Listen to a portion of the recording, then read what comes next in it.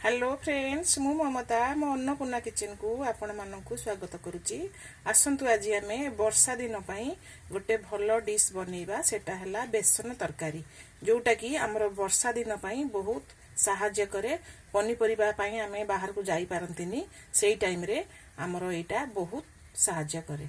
आसतु आम बेसन तरकारी तैयारी करबा। जदि मो वीडियो आपन को भल लगे ताले लाइक शेयर कमेंट करने को भूलिबेनी। Thank you. एठी बेसन तरकारी 150 ग्राम बेसन, गोटे पियाज, 5-6टा रसुण पाकुड़ा, हाफ इंच अदा, भेरसुंगा पत्र एसबू को मिसेकरी मु गोले देछि। लुण आ टिके नागरू सोडा पकेकरी गोले देछि। एठी मु 2टा मीडियम साइज रो आलू को सिझा आलू को काटी देछि। गोटे टमाटर नेछि टिके मीडियम साइज, गोटे पियाज नेछि आ एठी अदा रसुण पियाज रो गोटे पेस्ट बनई। चलतु आम बर्तमान बेसन तरकारी तैयारी कर। कड़ाई रे तेल गरम करछि एथिरे आम बर्तमान ए जो बेसन को आम गोले की रखीचे ताकू पकुड़ी छाणीबा।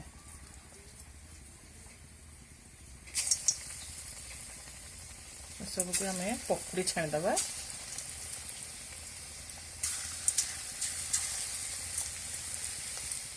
पकुड़ी छाणी हो गलानी। सब बेसन पकुड़ी की कर सारे तेल रे तरकारी करबा। तेलर परिमाण टे कमे दबा।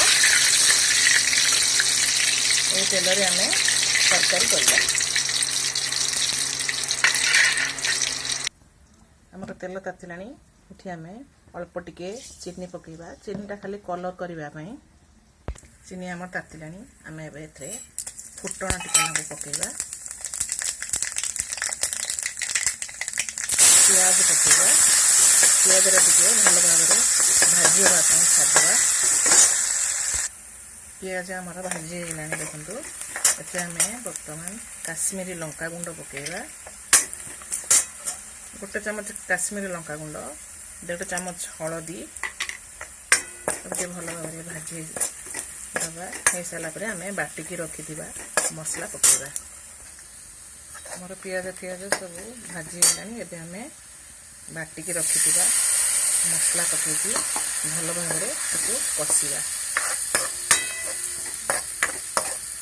जमी पूरा पानी मरीज। आमर मसला भाजी होगानी। से आम बर्तमान 1 चामच लुण पकेबा। लुणटा पकेकी टिके भल भाव कषिबा जमी मसलारू तेल पूरा छाड़ी जीव। तापर आम टमाटो पकेबा। मसला आमर भाजी हो गलानी।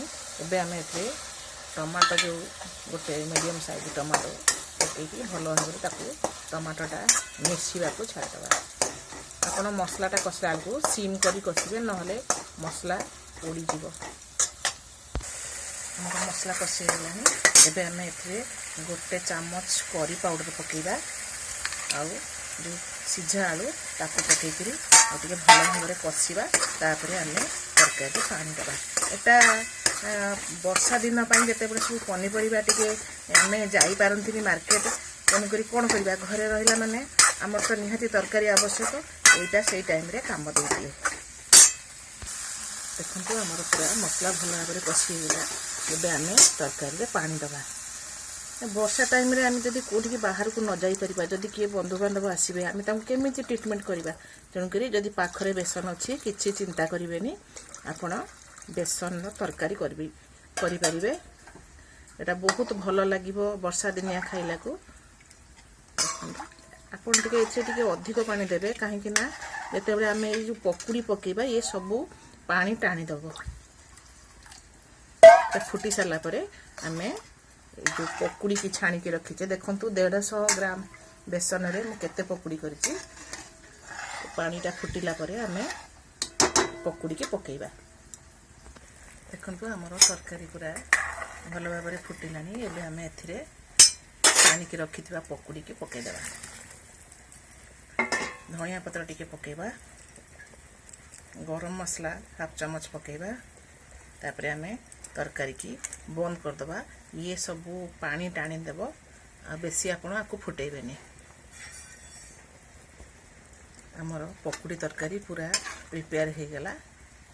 एबे आमे आपको सर्व करिबा।